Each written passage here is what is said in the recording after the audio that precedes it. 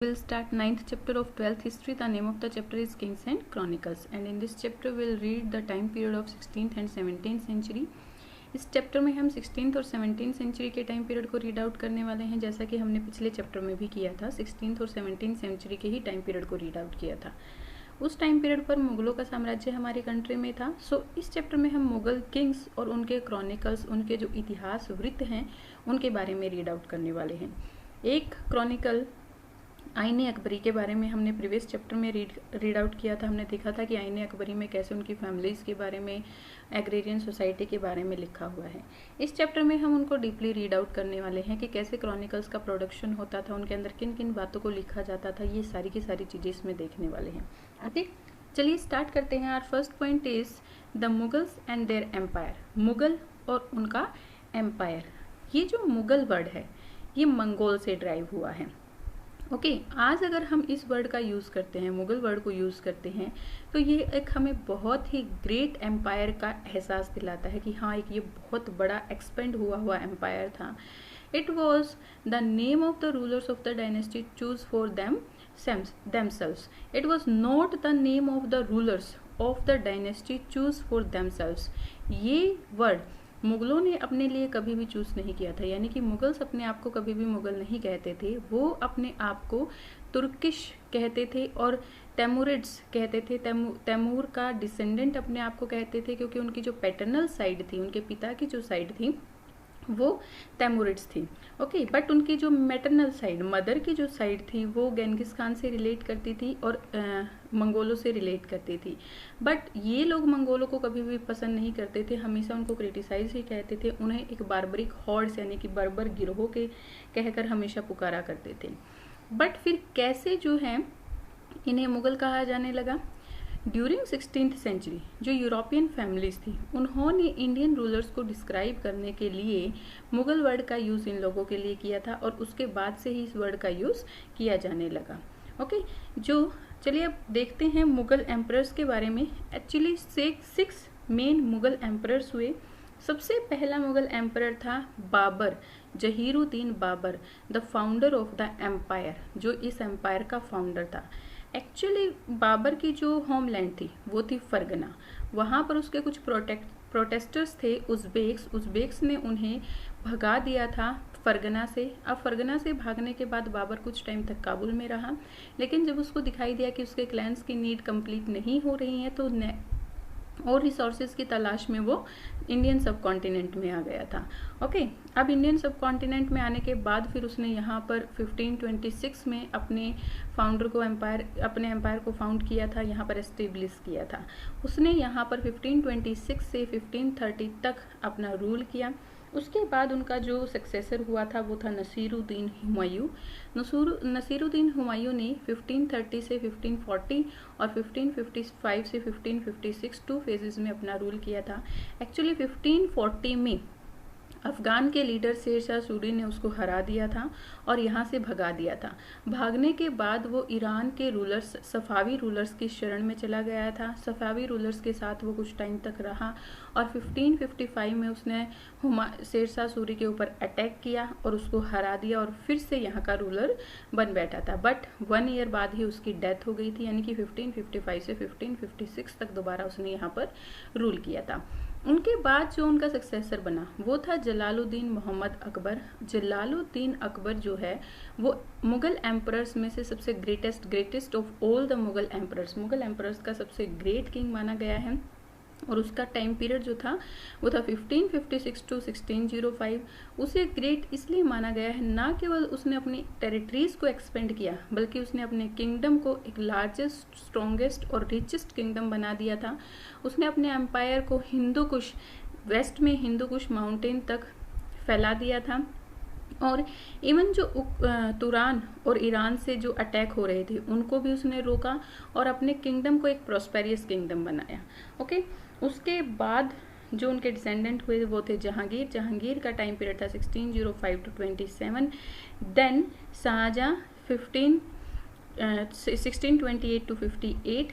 Then Aurangzeb 1658 to 1707 sorry. इन लोगों ने भी, ये जो एम्परर्स थे इन्होंने भी अपने एरिया को बहुत ज़्यादा एक्सपेंड किया और अपने एरिया को प्रोस्पेरस बनाने के लिए बहुत ज़्यादा वर्क किया। ठीक है, मीन्स 1607 तक जो मुगल एम्परर था वो कंटिन्यू एक्सपेंड होता चला गया और रिचनेस उसके अंदर आती चली गई, वो रिच होता चला गया। लेकिन 1607 में after the death of Aurangzeb 1707 में औरंगजेब की डेथ हो गई थी और औरंगजेब की डेथ होने के बाद ये जो डायनेस्टी की पावर थी वो डिक्लाइन होती चली गई थी। धीरे धीरे ये लोग बहुत ज़्यादा कमज़ोर होते चले गए थे। हालांकि मुगलों का रूल हमारी कंट्री में 1857 तक रहा। 1857 में हमारी कंट्री में जो फ्रीडम के लिए फर्स्ट वॉर हुआ था उसमें ब्रिटिशर्स ने इनको उखाड़ फेंका और उसके बाद से मुगलों का रूल यहाँ पर ख़त्म हो गया था। ओके, ये था मुगलों का रूल कि कहाँ से कहाँ तक रहा। 1526 से मेन 1707 तक, औरंगजेब तक, उसके बाद उनकी पावर डिक्लाइन हो गई थी, लेकिन फिर भी 1857 तक वो यहाँ पर रहे। एक बार फिर से रिवाइज करते हैं। सबसे पहला जो एम्परर था वो था Babur, then Humayun, then Akbar, Jahangir, Shahjahan and Aurangzeb. Okay, next, move to next, the production of chronicles. Chronicles का प्रोडक्शन कैसे किया जाता था। एक्चुअली मुगल एम्पायर के बारे में या मुगल एम्परर्स के बारे में जानने का एक ये बहुत ही इम्पॉर्टेंट सोर्स है क्रॉनिकल्स। इन क्रॉनिकल्स से हमें मुगल एम्परर्स के बारे में बहुत कुछ पता चलता है। जैसे हमने आईने अकबरी में देखा था कि अकबर के बारे में, उसकी फैमिलीज कैसे रहा करती थी, इन सब के बारे में हमें आईने अकबरी से बहुत कुछ पता चलता है। वहाँ की एग्रेरियन सोसाइटी, कैसे वहाँ पर टैक्स को कलेक्ट किया जाता था, ऑफिसेस कैसे होते थे, ये सारी चीज़ें हमें इन्हीं क्रॉनिकल्स से पता चलती हैं। इन क्रॉनिकल्स को लिखने का जो मेन पर्पस होता था वो होता था उस टाइम पर जो रूलर होता था, सपोज अकबर रूल कर रहा है तो अकबर को बहुत ज़्यादा महान दिखाना। ओके, और ये भी दिखाना कि उसके साथ जितने भी वॉर हुए हैं, दूसरों ने उसके ऊपर जितने भी अटैक किए हैं उन सबको हरा दिया है। इट मीन्स वो एक रोल मॉडल की तरह अपने एम्परर को, अपने रूलर को दिखाना चाहते थे इन क्रॉनिकल्स में, ताकि आगे आने वाली जो उनकी जनरेशन है वो उनसे ये सीख सके कि पीछे के उनके रूलर्स, उनके जो एंसेस्टर्स थे उन्होंने कैसे रूल किया है और उसी के अकॉर्डिंग वो भी रूल करे। इवन इतना महान समझते थे वो अपने रूलर्स को कि इनके क्रॉनिकल्स के जो टाइटल होते थे वो भी उन्हीं के नाम पर रखे जाते थे, जैसे कि अकबरनामा, शाहजहांनामा, आलमगीरी नामा, ये सारे के सारे। तो ये लोग अपने रूलर्स को ही main centre of the chronicles इनका होता था। ठीक है, मेन उनको इम्पोर्टेंस देते थे। ओके, अब इनकी लैंग्वेज कि किस लैंग्वेज का ये लोग यूज़ करते थे। फ्रॉम तुर्किश टू पर्सियन, अभी हमने पढ़ा कि ये लोग तुर्किश से थे तो ये लोग तुर्की बोलते थे, इनकी लैंग्वेज तुर्की थी। बट धीरे धीरे इनकी जो मुगल कोर्ट के क्रॉनिकल्स की जो लैंग्वेज हो गई थी वो पर्सियन हो गई थी। वो कैसे बनी?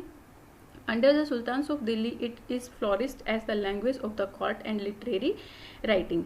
पर्शियन जो है दिल्ली के सुल्तानों के अंडर जो है फ्लॉरिश हो गई थी, बहुत ज़्यादा प्रॉस्पेरियस हो गई थी और बहुत ज़्यादा लोग उसका यूज़ करने लगे थे। इवन कोर्ट के हर एक काम के लिए वो लोग पर्शियन का ही यूज़ करते थे। इसके अलावा वो लोग हिंदवी को भी यूज़ करते थे। मीन्स उस टाइम पर जो हमारे कंट्री की लैंग्वेज बनी थी हिंदवी का भी वो लोग यूज़ करते थे। हिंदवी में जितने भी ईडियम्स और फ्रेजेस होते थे उन ईडियम्स और फ्रेजेस का भी वो लोग यूज़ किया करते थे।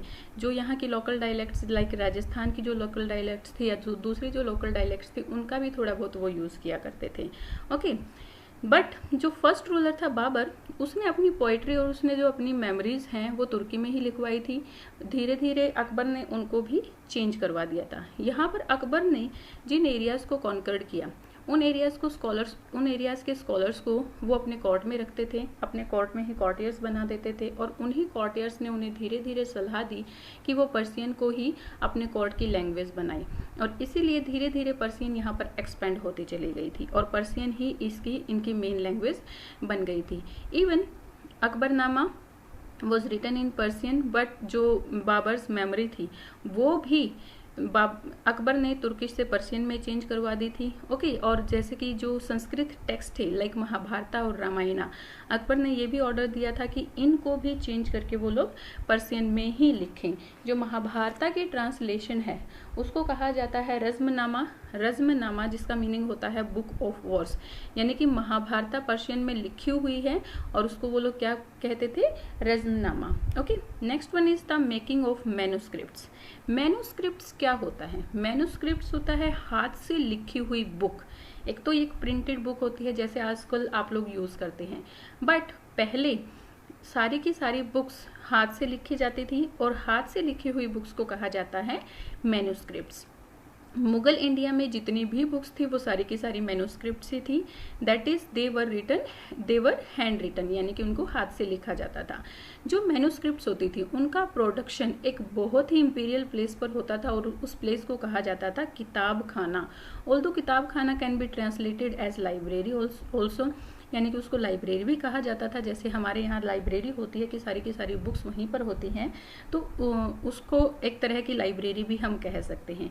वहीं पर सारी की सारी मैन्युस्क्रिप्ट्स जो होती थी वहीं पर उनको रखा जाता था, सेफली रखा जाता था।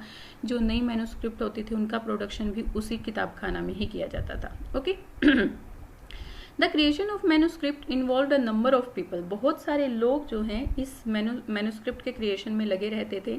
सबसे पहले तो कौन होते थे? Paper makers. पेपर मेकर्स क्या करते थे? फॉजल से पेपर बनाते थे मैन्युस्क्रिप्ट्स के लिए।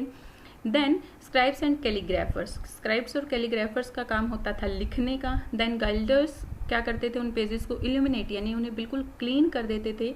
उसके बाद जो प्रिंटर्स होते थे उनका काम होता था ऐसे सीन्स या फिर ऐसे इवेंट जिनको वर्ड्स में डिस्क्राइब करना मुश्किल होता है, तो उनके लिए वो क्या करते थे?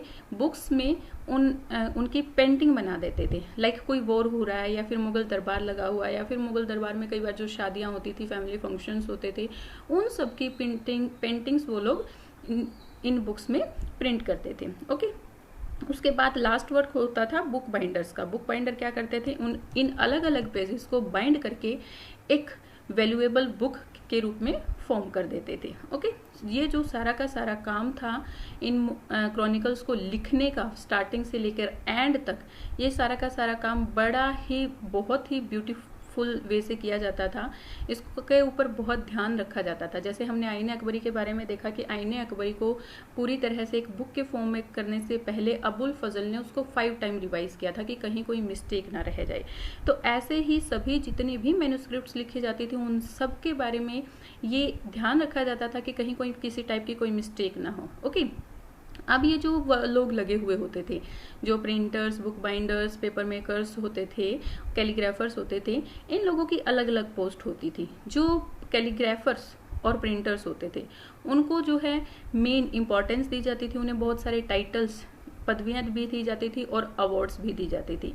इसके कंपैरेटिवली जो बुक बाइंडर्स होते थे या पेपर मेकर्स होते थे वो गुमनाम आर्टिशंस ही बनकर रह जाते थे, यानी कि उनको इतनी ज़्यादा इंपॉर्टेंस नहीं दी जाती थी। कैलीग्राफी एक बहुत ही मतलब स्किल कला थी। उसको मतलब जो कैलीग्राफी करता था उसको बहुत ज़्यादा इंपॉर्टेंस दी जाती थी। कैलीग्राफी के लिए ये लोग एक प्रीमेड रीड यानी कि सरकंडे का यूज करते थे। सरकंडे के छोटे छोटे पीसेस करते थे, उसको आगे वाली उसकी जो टिप होती है उसको बहुत पैना कर लिया जाता था, नुकीला कर लेते थे।